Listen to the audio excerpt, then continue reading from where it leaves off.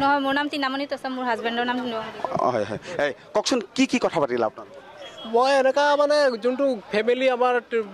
permanently worker কোনো নাই ইয়াত টেম্পৰাৰী চবেই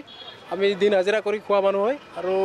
সেইটোৱে কৈছোঁ ঘৰৰ অৱস্থা এনেকা আজি কোনো সা সুবিধা নাই কোনো চৰকাৰৰ পৰা আমি পোৱা নাই তাকে আৰু এইবিলাকে কথা কৈছোঁ আৰু আকৌ একো কথা কেনেকুৱা লাগিল যে AICCৰ সম্পাদিকা আপোনাৰ ঘৰলৈ আহিছে সোনিয়া প্ৰিয়ংকা গান্ধী আপোনাৰ ঘৰলৈ আহিছে মই ভাল পাইছোঁ আহিছে আমাৰ অসমসকলৰ কাৰণে চাহ মজদুৰৰ কাৰণে যদি ওচৰত আহিছে মই আমি বহুতৰ কাৰণে খুব ভাল কথা সুখী হৈছোঁ চবেই আৰু তাকে আৰু এইবিলাক যিটো ঘৰৰ পৰিৱেশৰ কথা তাকে এইবিলাক খুলি মেলি কৈছোঁ আৰু আপুনি কি ক'লে না মোক গেছ চিলিণ্ডাৰৰ কথা খুজিছে মানে তো মই ক'লোঁ ঠিকে আছে গেছ চিলিণ্ডাৰ আমাৰ নিচিনা মানুহ আৰু মাহে মাহে প্ৰতি মাহে ভৰাব কাৰণ দাম বাঢ়ি আছে কমাতো নাই এতিয়া লাহে লাহে বাঢ়ি আছে দাম গেছ চিলিণ্ডাৰ সেইকাৰণে আমি মাহে মাহে ভৰাব নোৱাৰোঁ 2-3 মাহৰ পিছত যদি পইচা হয় তেতিয়াহে ভৰাওঁ নহ'লে নহয় এই ক'ত আপোনাৰ পাকঘৰলৈ গৈছিল নেকি অঁ গৈছিলে চাহ বনালে মানে মই বনাই দিলোঁ তেওঁলোকে চালে খালি তাৰপিছত চাহ মই চাহ উলিয়াই পেলাই দিলোঁ তেওঁলোকে খালে আৰু তেওঁ খালে কোনো নাই খোৱা বাৰু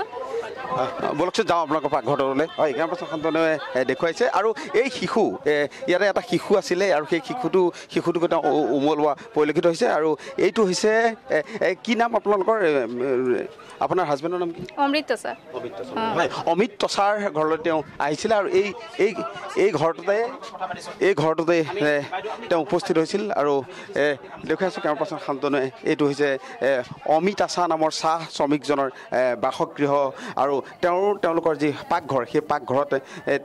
তেওঁ উপস্থিত হৈছিল আৰু চাহ বনাইছিলে আৰু চাহ বনাই